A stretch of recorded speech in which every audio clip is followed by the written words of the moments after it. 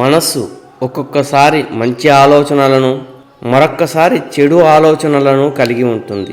అమావాస్య పౌర్ణమి లాంటిదే ఆ మనస్సు. పౌర్ణమి వెంబడి వచ్చే అమావాస్యల మనస్సు కూడా మంచి చెడుల మిశ్రమమే. ఇది ప్రకృతి సహజమే.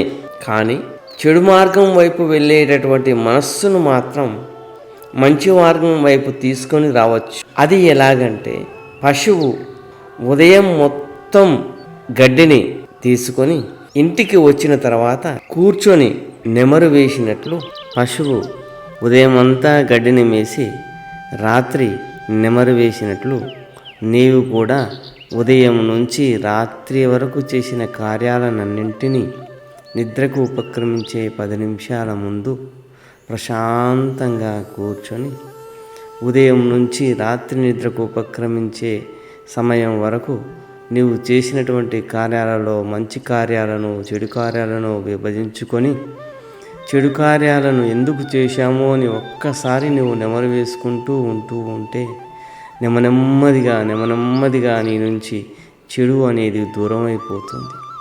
తలకు నూనెను రాసుకోవడం మూలంగా తల శీతలంగా అయినట్లు, నీ మనస్సుకు ఈ విధంగా ప్రతినిత్యం అందించడం మూలంగా, ఈ విధంగా ప్రతినిత్యం ప్రాక్టీస్ చేయడం మూలంగా నీలోని చెడు అంతా పోయి, నీ మానసిక శారీరక సంబంధమైనటువంటి సమస్త రోగాలు నీ నుంచి దూరం అయిపోయి పరిపూర్ణమైనటువంటి దైవత్వాన్ని పొందిన మనసు అయిపోయి నీవు ఎంతో ఆనందాన్ని అనుభవిస్తావు.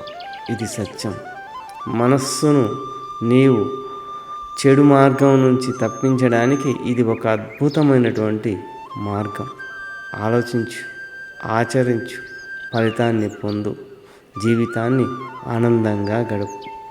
సర్వే జనా సుఖినో భవంతు.